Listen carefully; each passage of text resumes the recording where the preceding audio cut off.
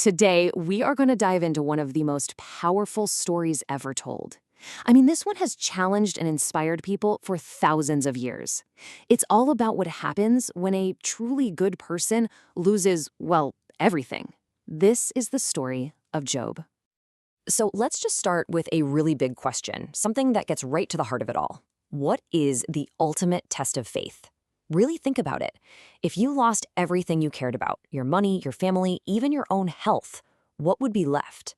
That is the exact question at the very center of this incredible story. Okay, so let's meet the man himself. His name is Job, and by every single measure, this guy had it all.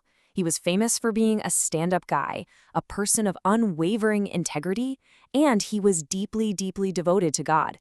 And his life really reflected that. He was blessed beyond belief. And when I say blessed, I mean it. We're talking huge plots of land, more cows and sheep than you could count, and a big, happy family with lots of sons and daughters. But, and this is the really important part, his most valuable possession wasn't any of that stuff.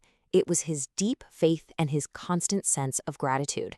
He didn't just have things, he was thankful for them, every single day.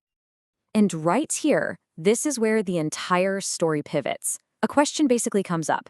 Is Job's faith the real deal? Or is he only faithful because his life is so comfortable and easy?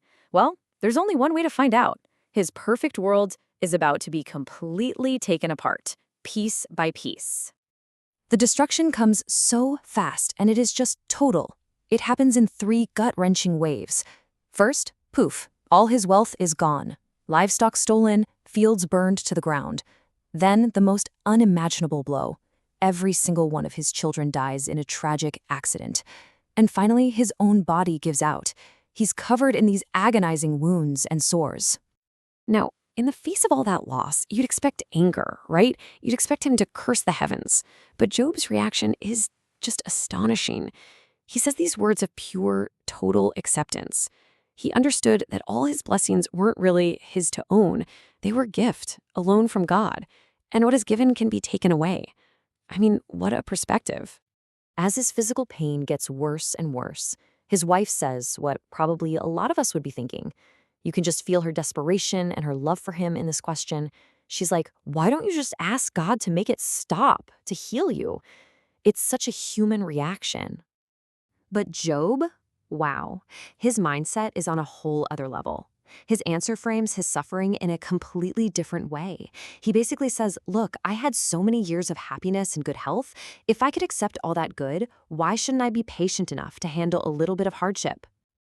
Just when you think it can't get any worse, his own friends start to test him. They see how much he's suffering, and they come to a very simple and very wrong conclusion. This has to be a punishment. In their eyes, he must have done something terrible, some secret sin, to deserve this kind of fate. But even while his friends are accusing him, Job's private conversation with God is something else entirely. He doesn't ask for his money back. He doesn't beg for his health to be fixed. Instead, he just talks to God and reaffirms his love and his promise to stay patient through the whole ordeal. And after all that, after proving that his faith wasn't just for the good times, that it was real and unconditional, the test is over. After going through the absolute deepest suffering you can imagine, Job's long, long trial finally comes to an end. And his reward isn't just getting back to normal. Oh no, everything that was taken is restored, but in even greater amounts. He gets twice the wealth he had before. He's blessed with a brand new family of sons and daughters, and his health is fully restored. His patience was rewarded in a way he probably couldn't have even imagined. So, what is the big lesson here? What are we supposed to take away from this? It's that real faith isn't about expecting life to be easy. It's about holding on to that trust and integrity when things are at their absolute worst. The story is telling us that patience, true patience through suffering, is maybe the deepest way to show that trust. And that really brings this ancient story right into our lives today. In our world, where we want quick fixes and instant results for everything, what does it actually mean to be patient? When we face our own trials, and we all will, what can we learn from the incredible, unbelievable endurance of Job? It's definitely something to think about.